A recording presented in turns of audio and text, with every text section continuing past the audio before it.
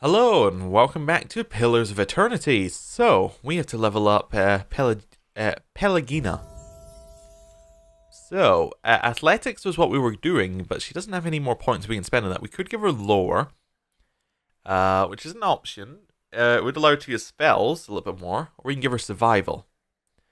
Let's go for lore, I think. We can get a couple points in that. That's not too bad. And then we get class unlocks. So she has a whole bunch of new stuff, which we need to have a look at. Inspiring Triumph. So this one gives, okay, whenever she downs an enemy, she gives a bonus to all defenses. Okay. In an AoE. Zealous Focus. Modal can give accuracy and converts grazes to hits. I don't know why you'd ever want... Oh, cannot be active for the Zealous Auras. And we have another Zealous Aura, I think. 2 per encounter, hostile effects suspended. Okay, Zealous Charge, that's another Zealous one, but we already have one. Sworn Enemy, once per encounter we mark someone and we do extra damage against them. Okay, Deprive the Unworthy. 2 per rest, not even looking at it. Aegis of Loyalty. Confused Charm dominated characters have severe accuracy penalties when attacking the Paladin.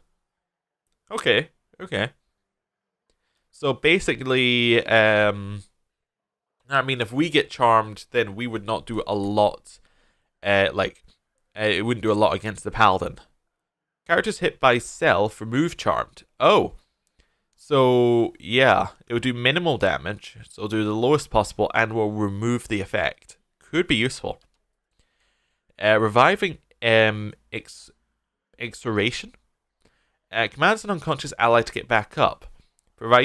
Giving a large but temporary spike to endurance, some of which is lost after the duration.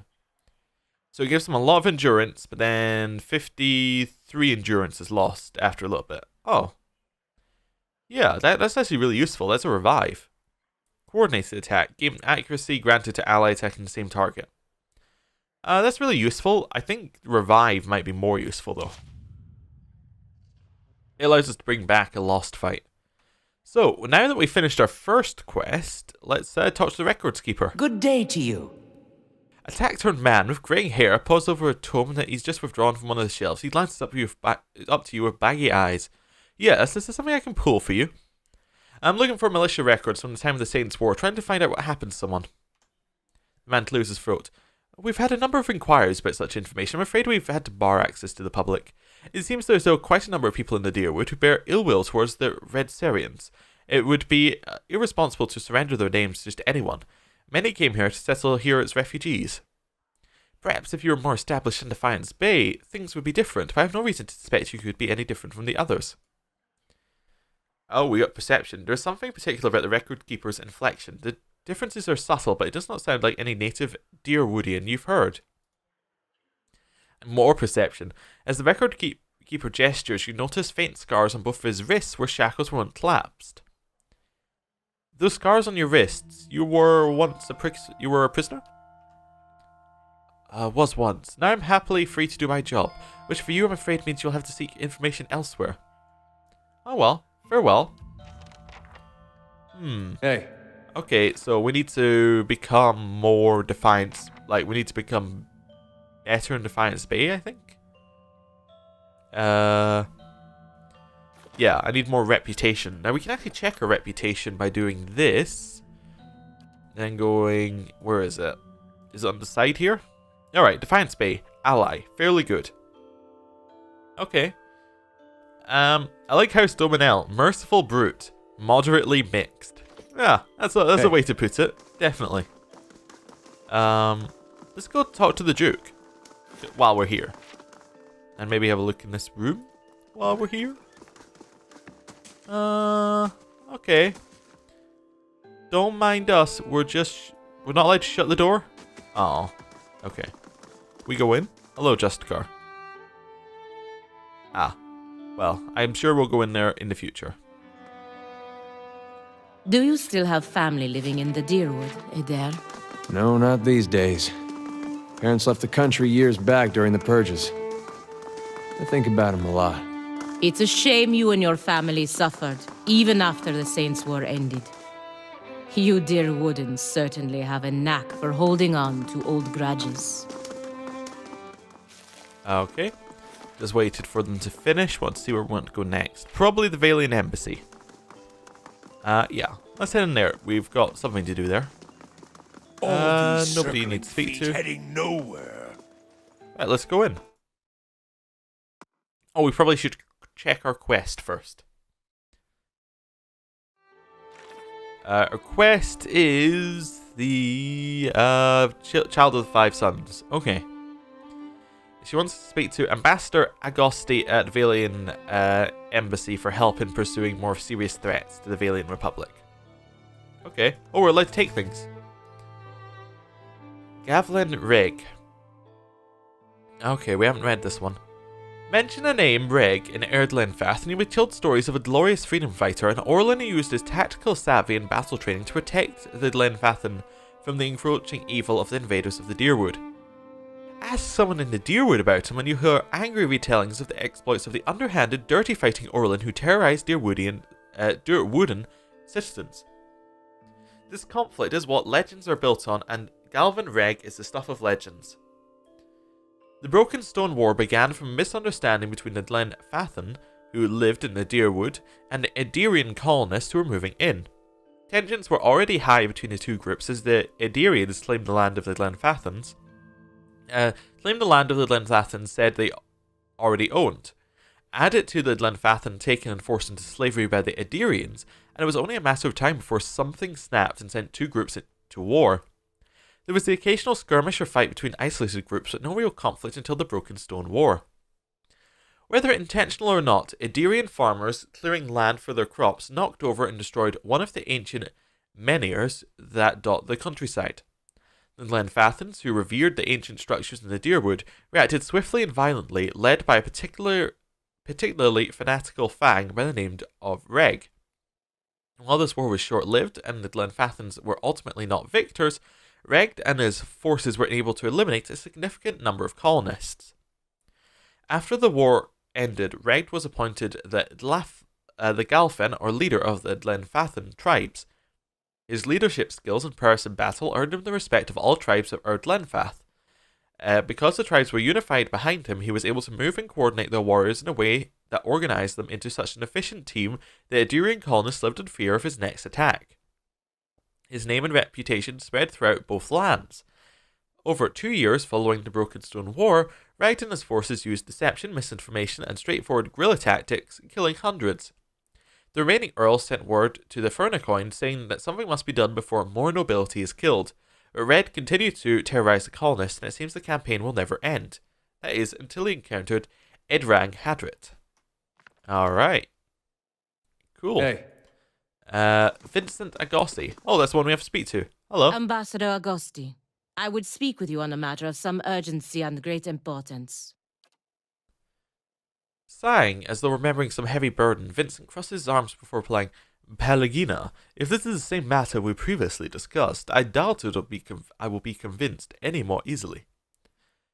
You'll remain silent. Ambassador, I implore you to take a step back and look at this again.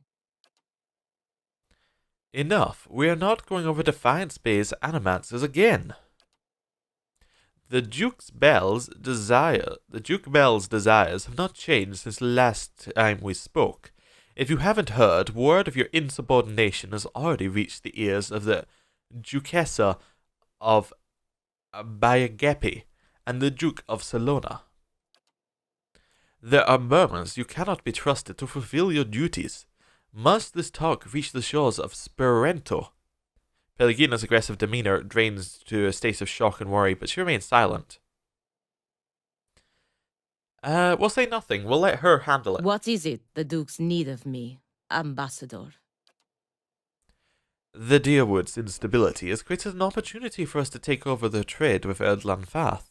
We need to meet with the Glenfathans soon to secure our upcoming trade agreements. The road to Twin Elms can be dangerous, of course, but that's why you'll be our representative there. It shows, Ambassador.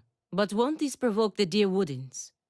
Their country is falling apart, and we are already dividing up their trade alliances.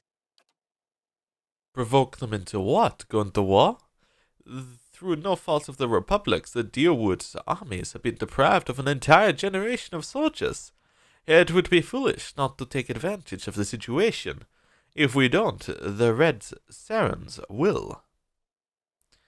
We're going to continue to say nothing. Really? After that, you have nothing to say.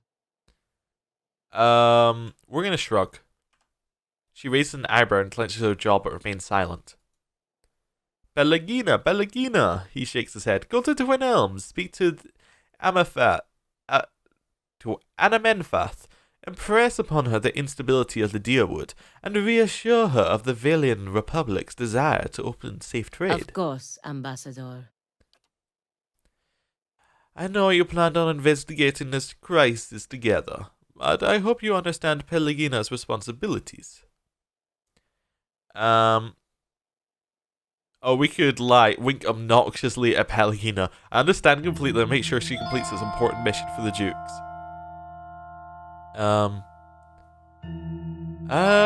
You know what? Let's, lie and wink obnoxiously at Pelagina. He bristles and turns to Pelagina. Will the Dukes need to hear more about Pelagina Mess Ray's wild adventures? Of course not, Ambassador. I will attend to the Anamenfath as soon as I am able to travel to Twin Elms. Good. Now, if you'll excuse me. Could have gone better. Could have gone worse.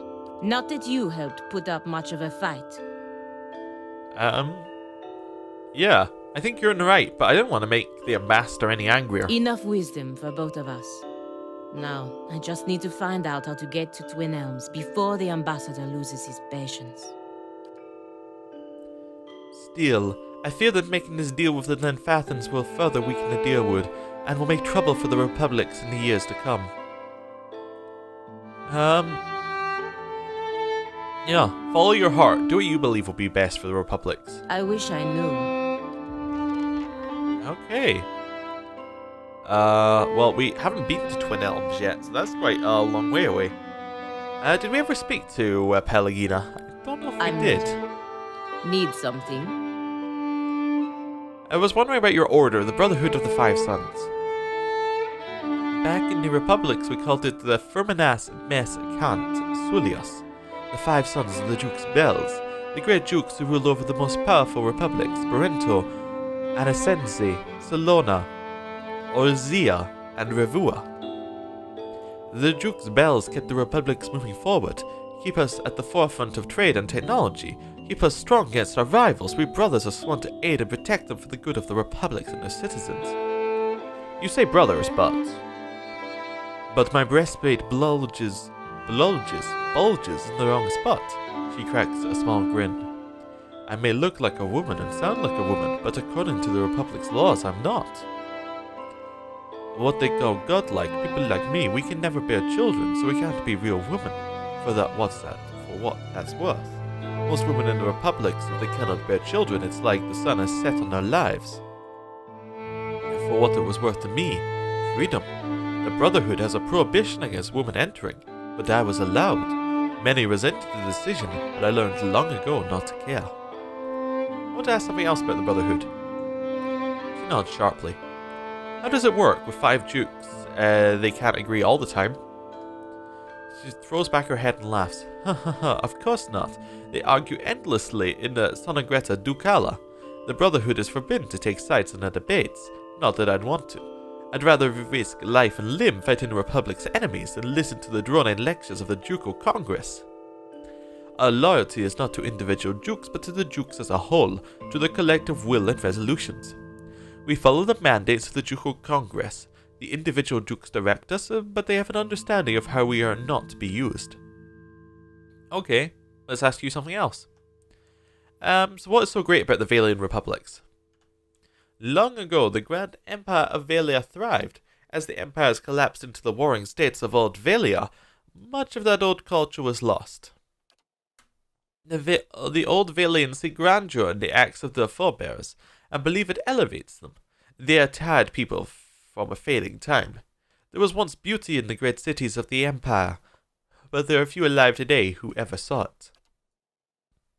The Valian Republics are a rebirth of Grand Valian culture, but we are more than just that. While Old Valia was content to look backwards, The republics will shape the future. When did you become a brother? I joined the order when I was very young, only 6. I did not pass my first final examinations until I was 20. It's not something I ever expected to happen. Pirates attacked the town where my family lived. It is not uncommon when I was young. They were more a nuisance than a real threat, but they were persistent enough that the Duke of Orzias saw fit to send a Firmas to deal with the threat. I was enamored with the idea of becoming one of them. I didn't even know what it meant to serve a country then. I didn't know what the republics were. I was just a little girl. But maybe I wanted to be them because I saw how people celebrated them. I saw how people thanked them for what they did. Most of all, I saw how they left this place that felt like a prison to me. So how did you end up joining? My father resented me in my presence. When he learned that the Brotherhood accepted my kind, because we were not considered women, he asked if I could be traded in exchange for taxes he owed on his land. The recruiter believed that having a godlike among the ranks would be prestigious, so accepted me in spite of my physical limitations. That is strange. Our lives are strange. There are other ways my father could have dealt with me. He could have killed me at birth. No one in the village would have thought less of him. She shrugs, the membranes on her eyes sliding out and back from beneath her eyelids. Being sold to the Brotherhood turned out to be the better alternative. Why did he resent you? Because I was born different, but more than that, because my birth hurt my mother. She was unable to bear more children. She weakly shrugs her shoulders. That's why my father traded me to the Brotherhood. My mother, she was a different sort, kinder, more forgiving. She did not blame me for being what I was. But when my father looked at me, he saw how my family line ended. He hated me for it. Okay, let's talk about something else. How do the people in the Valiant Republic feel about the godlike? Like with anyone who's different, most people are curious or afraid. And if they're afraid, they get angry. They want to make sense of a world, and people like me can be confusing. And believe me, people are easily confused. Her tone becomes more serious as her voice and gaze drift off. After a moment, she looks back to you. We all have to protect ourselves, no matter where we are. Being different means always looking over your shoulder, no matter what company you keep. So you're one of the godlike, aren't you? I say in the most stupid question ever. She lets out a small laugh. Yes, that's what they call me, yes. I've never met a god, so I wouldn't know what they're like. I can't say why everyone presumes to understand why I was born this way. Where in the Valiant Republic are you from? I was born in a fishing village near Bayabegi. Her brow furrows, her golden eyes looking away as she searches for a lost memory. Can't remember the name. She waves a feathered hand dismissively. I was only there for a few years. My best memory was leaving the place. Like all the other brothers, I grew up in the Ozean bastions. It wasn't easy, but I preferred to gutting fish. Why are you concerned about animancy in Defiance Bay? People look at the Republic as the nation of traders. We do engage in much commercial trade through Defiance Bay, but the greatest value we have found is not written on a ledger line. It is intellectual wealth, the ideas that we exchange. The Deerwood and the Valiant Republics are the world's leaders in animancy. If the Deerwood institutes prohibitions, institutes prohibitions against the research and practice of animancy, it will have serious repercussions for the Valiant Republics. Do you see animancy as something to be traded? She snorts dismissively. I'm not a scientist, but I believe animancy can benefit us all. There are many questions to be answered about who we are, the way I am.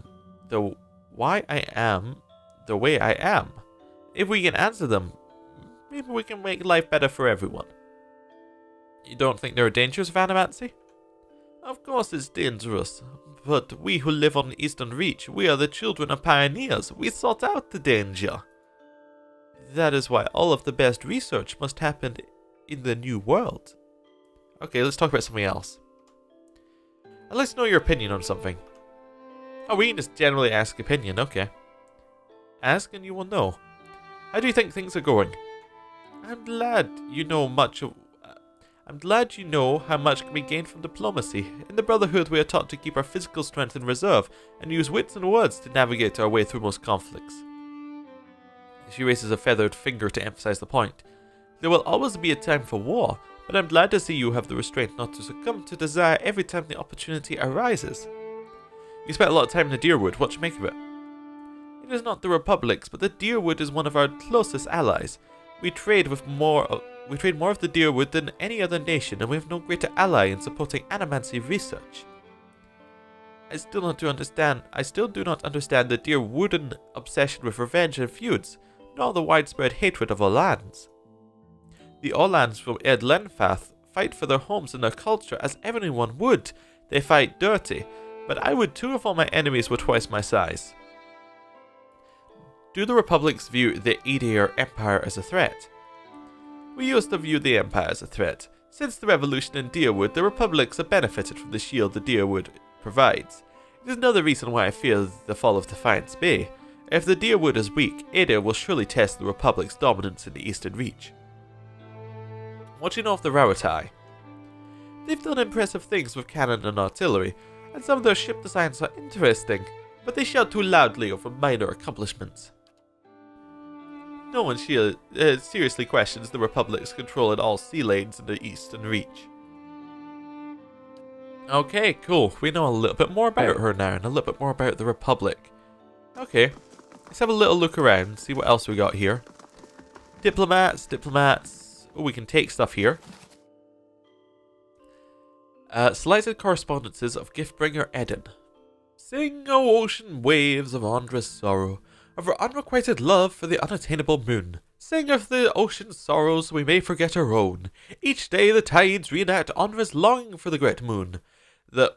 Oh god, I'm still in kind of weird accent mode. Let's try and get out of that. The waters reach out at high tide, yearning for the heaven's body, only to slump into low tide when the moon proves unattainable. You asked me once why I loved Andra so deeply. How I could go from life on dry land to being a devotee to the goddess of the oceans.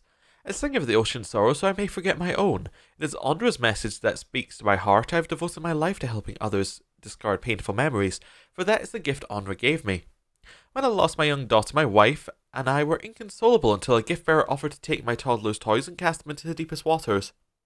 Truth be told, I and the other gift bearers other gift bearers I know have never spoken to Andra. She is largely silent, and when she does speak, she uses floods and tidal waves instead of words. But we sung of the ocean's sorrow so others may forget theirs. Andra's story, the story of desire unanswered, actually matters to people like you and me. Magrin cannot steer you to victory over sadness. Helia cannot force joy down a crying throat. Only Andra gives us the strength to preserve what life seems without worth. And that's the answer to your question regarding why I love my goddess so dearly. I think we already read that, actually, but that's fine. We can read it twice. Keeping an eye out. Well, if not, let's see what's in here. As Let's promised. just see what's in here. We'll take the money. We'll leave the we'll leave the armor. Okay. Spread about across the table are blueprints of an in-progress trade deal between merchant company from the Republics and a Deerwooden Weirwool collective. Flag depicts the symbol of Valian Republics, a ship sailing beneath the 5 radiant stars. I'll go on ahead. Let's see what's in here. As promised. Okay, what have we got? Obsidian lamp figurine. Once per rest, can summon 3 shades. Ooh. Lovely. We'll just nick that. And we'll just be going now. Okay, so we can equip that like we can equip this one. I think we'll give this one again to Sagini. She can keep all of those kind of stuff for us. She's not got lore, so that's fine. Let's get out of here. Okay, But if so your we go. Duke's ordered you to return home, The safety of the Republics is being decided looks here. like the place may If well I do what needs described. to be done, there'll be time enough to beg forgiveness when the dust settles. you must do what you feel is best. I understand. Okay, so now that they've finished talking, this is where we want to go next. Crucible Keep, although I went the wrong way. I think we'll leave the Temple of Odica for next time because that's going to be main story, and I don't really want to progress it, like, right away. Also, what are we doing with this? Are we building anything? Oh, we didn't have any money to build anything, so we should start building. Yeah. Let's build the Not merchant stalls. I'm looking for something that gives us a lot of. Well, why don't we build the main keep? We already did. Oh. Okay, the Bailey. Allow you to upgrade the things further. Okay. Western Barricade is something that we need. It says. Do we have that? Where do we get that? So it says requires Western Barricade. That's one of. We're building the barracks right now. Oh, okay. We're still looking for the Western. Oh, we can purchase this, but the barracks are in progress. That's fine. Let's head in here. And then, like, head in. So what are our quests in here before we actually just jump right into it? Changing of the guard. So we have to kill Marshal Wendfeld. Wait, was Marshal Wendfeld not the person who we were speaking to over in the Ducal Palace? I think it was. Rogue Knight, we have to get his breastplate from somewhere in Crucible Keep. Keeper of the Armory is likely to have it. I think that's it in here. Yeah, I think that's it in here. Okay, let's head in. Okay. Justicar Aldemar. Good day, stranger. Every day we get more from the hinterlands pouring into Defiance Bay. Keeps us busy on the watch, it does. You look like you've recently arrived yourself. Who are you? A soldier of the Crucible Knights and proud of it.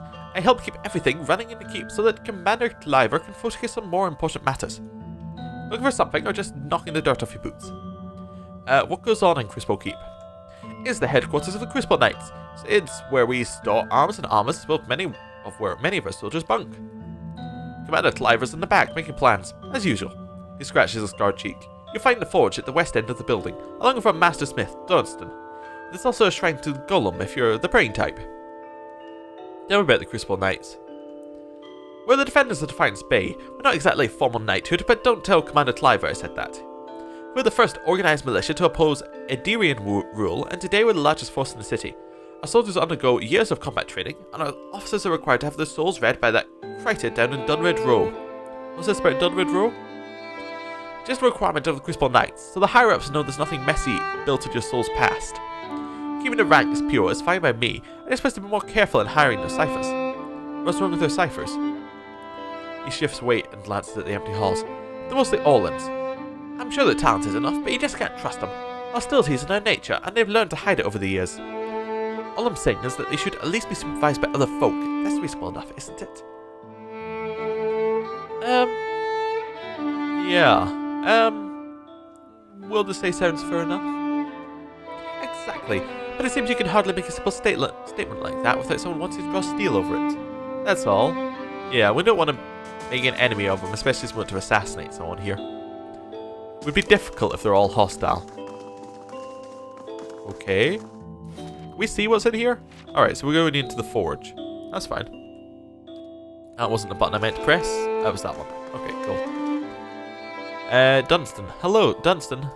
If this is about the breastplates, I already told Cleaver they won't be repaired till next week.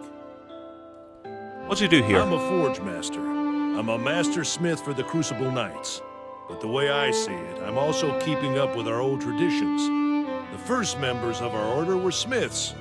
Nowadays, most everyone's a professional soldier. I suppose it's to be expected, but I think it's important we keep up with our roots, too. Something else on your mind? Tell me about the knights. We were all smiths back in Hodred's day, though I'm about the only one here who still gets his hands dirty. We're a fearsome fighting force, though these days I think Cleaver takes more pride in our parade formations. He thinks himself a progressive man, but he's obsessed with soul lineages and connections to Deerwood's heroes of old. Other than Dunred Row. Who really knows anything of that, though? Okay, so he wasn't the one we had to speak to. That's fine. Penhale, he was the one we had to speak to, right? Penhale. Yes. Hello, Penhale. Gods keep you. Are you looking for something? The young Novite's armor is recently shined. His hair is clean and neatly combed. It's hard to believe he's ever seen battle, or the scarred antique breastplate he wears could possibly be his. Okay. Does the name Osric sound familiar? If you got any self-respect you won't associate with him, or any of his new friends at the exhibition hall for that matter. Scamps and delinquents, a lot of them. Yeah, what's the story between you two? Osric has always held some controversial opinions, but they went overlooked for the longest time because his family has such an extensive history of the service of the service in the Crucible Knights. He finally went too far. He had the gall to suggest that we had strayed too far from our roots, and that some of our officers were beginning to resemble a dear nobility. He would have us all wear rough spun and fight with forged hammers, and merely reported his statements. That history made the Knights the way they are now. You can't just cast it aside. We've outgrown that past. Sometimes you need to move on. Outgrown it like an old seaskin coat. You adapt with the time, sure, but that's a bit naive. Is that his breastplate you're wearing? It was. He looks down and admires it. It became property of the Crucible Knights when he was discharged. Now it's mine. It's not for sale, if that's what you're wondering. Not every day you find armour that was used in the rebellion. He says your affidavit was a forgery. Just what would he know about that? It's perfectly convenient for him to cast aspersions, what with his pedigree in the Knights. It's a lie, of course. Enough about Osric. Tell me about the Knights of the Crucible. We're the primary defenders of Defiance Bay. The Order's founders were first to rally for the Deerwood independence. Of course, that's ancient history now. We're mostly a prestigious company of soldiers in the Deerwood. It's a glorious line of work. If you can forget about the barracks, that is. Was there anything else? How does someone become a knight? We don't take this to anyone. Our members have share soul lineages with the very men and women who defended this land a century and a half ago. Anyhow, Commander Cliver is responsible for initiations, but he rarely accepts foreigners. Okay. We'll see what we can do. Maybe we need to find this affidavit. Get proof. Archives. Maybe they're in here. We would have to steal. Okay. Well, we'll just shut that door. Then very, very quickly come over here. Let's see what's in here. Check it here. That'll do it. Neither of those. Okay. In here? A book. What's the book? Oh, a history of the Crucible Knights. Cool. If the blacksmith fails, the armor fails. If the armor fails, the soldier falls. Erlin Kleinhold, the first guild master of the Knights of the Crucible. The Knights of the Crucible have one of the most fascinating and rich histories in all of Eora. Currently holding a position as an incredibly influential group in the Deerwood, they have come from humble beginnings. There may not be a single person in all of the Deerwood who knows exactly how much they owe to the Knights. The group has existed for years. Long before they came to be known as the Knights, they started as a group of blacksmiths led by Orland Keinhode, who came together to form a guild. Orland felt it imperative for the members to unify, sharing knowledge through the guild in order to keep the skills techniques that they had spent their lives perfecting. They called the guild the Crucible, insisting that through their work, though their work was used for destruction, they should always be remembered as creators. They would be known as the vessel that withstands the fire to deliver new forms into the world, forged in the fire, and all the stronger for the tribulation. Orland, being a veteran of many battles, knew the importance of impeccably made armor and weaponry. He also espoused the necessity for members of the guild to be trained in martial combat. The only true way to make a proper suit of armor is to be the one who must wear it. Orland led the guild for many years, instituting a policy that any man who wanted to join must not only be a skilled blacksmith, but must take the time to learn how to hold himself in battle. He added a training ground to the guild hall, and there was scarcely a minute of daylight that didn't see members out in the field, honing their fighting technique. Because of this, the guild earned the nickname Crucible Knights of the Crucible. They became de facto militia for the Deerwood, an honourable group that many turned to for help. They were known to be fair, ethical, and quick to respond. The Knights chose Abaddon as their patron, dedicating their works to his name. To honour him, they incorporated his symbol into their own and wore on their arms. Many of the Knights took this honour further, regardless of what material a suit of armour was made from. Something on the right arm was made with iron, celebrating Abaddon's monkier, the Iron Arm. Both these traditions are followed by some of the Knights to this day. The Knights' smithing skill led them to be known throughout the land as the premier artisans of their craft, leading people to call them any item of exquisite quality of the Crucible. The training dedication truly came into play during the War of Defiance, locally known as Hadrit's Rebellion. Orlan, knowing the importance of winning the war, sent out a call. All the able-bodied knights were to join the militia. They quickly proved invaluable to the cause and helped turn the tide of the rebellion. This was particularly true in the Battle of Defiance Bay. Admeth had already been lost in a previous battle, and morale for the Deerwood militia was falling. With the help of the Glenfathan astrologers, the knights were able to rouse the militia forces and secure victory for the Deerwood. The new Duke, grateful for help, knowing that without the knights the Deerwood would never have survived, made a decree. The knights would henceforth be welcomed into the Duke's castle and become his official royal guard. In recent years, the Crucible aspect has fallen by the wayside in favour of Knight.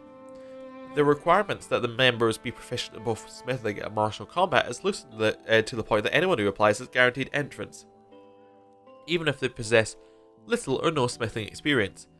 This is an allegation that is vehemently denied by the Knights. Okay, we'll take the book. Here.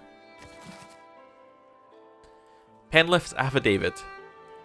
Curran, a cipher duly appointed and employed by Dunred Row, hereby does certify that novice A.M. Pemlin has been found to have a soul free of any subversive influences or tainted essence. Okay. I'll take that. What's this? Record of active patrols and reports. Okay. And this one? Money. We'll have that. Edict of Arrest. This edict calls for the arrest of Orin, whose recent actions have led to the death of the Knight of the Crucible. It requests reporting any information to Justicar Aldmar, is signed Commander Cliver. Orin. Do we know Orin? I don't know if we know him, but we'll take it. Idir Customs. I think we've read... Yeah, we definitely read that, but we'll take it. And Potion of Major Regeneration. Right, let's get out of here. What else do we have? We have... Okay, so... We have the affidavit. Curran the cipher works at Hadrid House. You should be certain to know whether or not the affidavit is genuine. Okay.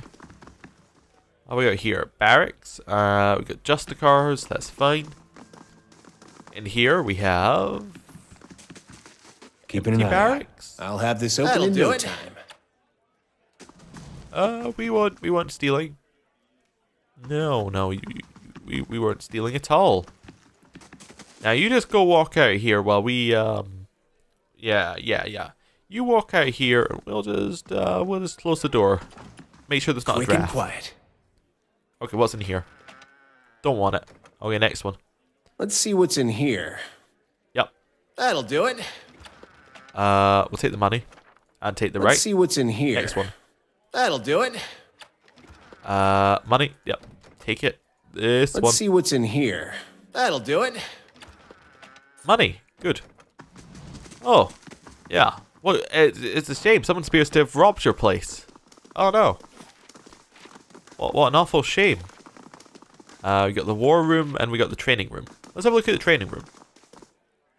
Willa? That's someone new. Okay. We need to deal with Heritage Hill, she says. Okay, hello. The Justicar's gaze flickers over you briefly before returning to the Novitiates gathered in the training area. If this is about patrols, the Novitiates have already stretched to the limits. Between this and the refugee influx and the mess at Heritage Hill, I simply don't have any units to spare. Oh, I'm sorry, was there something else you needed? What's wrong with Heritage Hill? What isn't wrong is the real question. A whole district of walking, flesh-eating corpses. We sealed the area 2 months ago, just after I lost one of my finest commanders there. And yet this is the second guard rotation to disappear. There are already rumours about the place floating around the keep without my soldiers whispering about these disappearances. I'd just as soon abandon the district if those monsters find a way out. Tell me about Heritage Hill.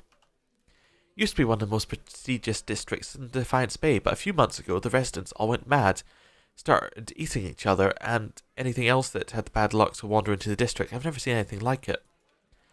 Now, every Noviate that stands guard there, everyone that comes back anyway, talks about the stench of the grave, the groans of unspeakable horrors. The why and how are the questions for the Animancers. I've sealed the district in the hope of containing whatever happened there. It seems to be working for now. What do you do here? I'm in charge of the Keep's Novitiates. I'm responsible for the training and patrol assignments. They're good soldiers, and they're being quick to adapt to new challenges. You said there was something wrong at Heritage Hill? Yeah. I could look into it. After what I've just told you, you want to go to Heritage Hill. I've lost soldiers there. Why should I let anyone in? Yeah. It just seemed like you could use a little help. If you're so eager to rush to your death, I won't stop you. If you're somehow able to put a stop to this. You've got my permission to enter Heritage Hill. I'll send word to the guards at the gate. Okay, see ya. Right, cool. New quest. In here, we have a shrine and... Ooh, a book. I think we've read it. No, we haven't. Okay. Daily affirmations of focus and efficiency. Number 1. All errors can be reforged into lessons. Abaddon rebuilt himself from ruin. No setback is insurmountable, not even death itself, so long as the soul is dedicated to the task. Number 2. Work hard, work well. Abaddon demands only honest labor and forthright service. All errors can be forged if your first intentions are pure. Number 3. All ignorance can be forged into knowledge. Master your craft, excel in what you've been trusted to do, do not offend your teacher by remaining a student forever. Number 4. Each generation must forge its successors. Teach your trade to all who are willing to learn, and in doing so multiply the fruits of your knowledge. Number 5. All difficulties can be forged into triumphs. Meet strife with humility and acceptance. Let adversity temper the ingot of your will, and you will never shatter. Number 6. Embrace your station. Fulfill the duties of your rank, and meddle not in the affairs of your betters. All guilds fail at their weakest link. Number 7. All loss can be reforged into strength. Profitable work heals all emptiness. So long as you have the tools of your trade, you will always be able to forge wealth anew. Number 8. Value the works of others, and they will value your works in return. Share the harvest with the hungry, and your tools with the destitute. Number 9. All souls can be reforged into whatever we will. Hard work is not exclusive to life. Death is no time for complacency. Commit yourself to excellence in this cycle and the next. Okay. Our book. Oh, hey, Marshal Winfield. What's on here? Nothing. Oh, hey, Justicar. Okay. Hello, Marshal Winfield. I haven't the time for visitors, he says. Is he just leaving? Oh, maybe we assassinate him. Maybe we have to find the right spot. I imagine in there is the right spot. And up here, we just Commander don't have the Cliver. manpower. We sneak like in this corner. Keeping an eye out. We sneaky. Oh, we sneaky. I'll have this open in no time. That'll do it. A bow. We'll have that. And we'll have the scale armor as well. There we go. Hey, Unsneak. What's over here? Oh, I shall are be we sneaky? discreet. Ready when you are. We are completely sneaky. Yeah. Let's see what's in That'll here. do it. Nothing in there worth getting. Okay. Hey, Fine. Ooh. Well, this is worth sneaking Slowly for. now. Just say the word. Okay. We'll get it. Development of Crucible Knights, Part 2, Senior Ranks. Commander and Forge Master. Once a path is chosen, the knight's life is spent in training in his preferred discipline. The pomp and formalities that surround his life up to this point are all but gone. The training is more rigorous and there is less ceremony to mark his progress. For the knights, I misread that. For most knights, commander, body, or forge master soul are further than they will ever advance. The training of a knight at this level, while almost exclusively in the discipline he has chosen, is still rounded with instruction from the other. A knight is not truly a knight if he does not have a full breadth of knowledge. When he passes from Justicar to commander, the knight is given a blue cape to wear with his plate armor. When a Templar's rises position to the position of forge master, he is presented with a white cloak. Marshal and Crusader. After time spent training, an elite knight that shows true leadership potential and promise is elevated to the next level. A knight of the body becomes a marshal, and a knight of the soul becomes a Crusader. At this point, he is in command of a small group of knights, commander / forge master, and below. He is responsible for the recruitment, initiation, and advancement of new squires. Many knights do not want to advance this level and beyond because the role becomes less hands-on and more adversary. Marshals are known by their purple capes, while Crusaders are distinguished by a gold cloak.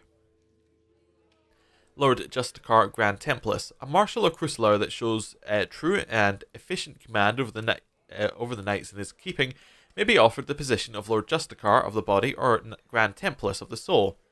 Truly a command position, a knight that accepts one of these roles will be removed from the front lines. Because of this, it is only the most dedicated leaders that take either of these positions.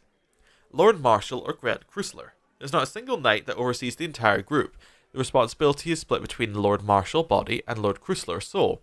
Any knight that advances to this position does only with the support of the knights as a whole. He must be nominated and selected by the majority of the knights. Once in this position, he is there for life. Lord Marshal, Lord Crusader may step down from his post if he chooses, but that is only to retire from the life of a knight. The stress and responsibility of this position is such that many refuse it, even if they are capable of handling it. Lord Marshals and Crusaders are well known and generally respected throughout the land, not just within the knights.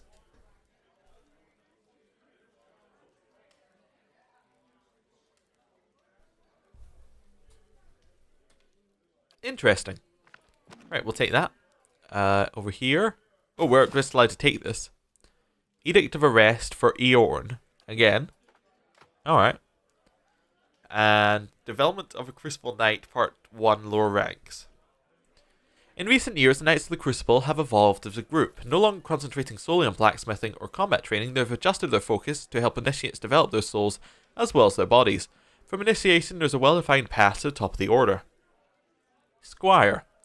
When a candidate shows sufficient prowess in blacksmithing, or recently the drive and potential, he is accepted into the order as a squire. Once he is part of the order, training begins immediately. Lessons are divided into two main sections: body, commanded by Lord Marshal, and soul, overseen by the Grand Crusader.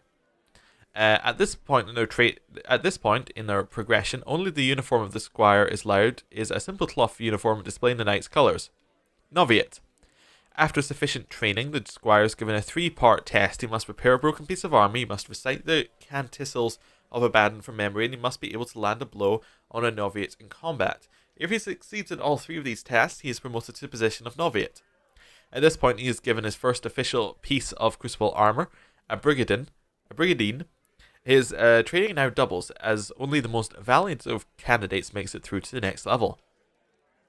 Justicars and Templars. When a novitiate shows he is ready, decided by his teachers and trainers, he must make a decision. His training and advancement from this point on will focus on one of the two disciplines, body or soul. Novitiates that choose body continue military training as a Justicar under Lord Marshal. Novitiates that choose soul are given clerical training as Templars under Grand Crusader. Justicar or Templars, the newly appointed, is taken through the ritual of the arm. He is given his plate armor and sign of Abaddon. He is then taken to the Smith's Forge, named after Abaddon, and is tasked with forging a small nail out of iron. He affixes the nail to his armor under Abaddon's symbol and will wear it there for the rest of his life as a Knight of the Crucible. At this point, the Knight's training is fixed. If he chooses body, that is the path that he is on till the end of his days. If he chooses soul, there is no deviating from the course. That is why the choice is only presented after he's been through months of training. Okay, cool. We'll take that book. Unsneak. Let's go speak to Commander Cliver. Refugees from every corner of the Deerwood. The dozens getting them all riled up about animancy. At this rate, we'll need twice the soldiers to patrol Defiance Bay. Yes? Can I help you with something? Why don't you have enough soldiers? Fleetbreaker Castle. The High Justice has summoned almost half of my novitiates and more of my justiciars to a keep on the other side of New Hailmar. It's not for me to question the High Justice's orders, but it's left us short-handed. And mark me, we're just a couple sparks away from anarchy.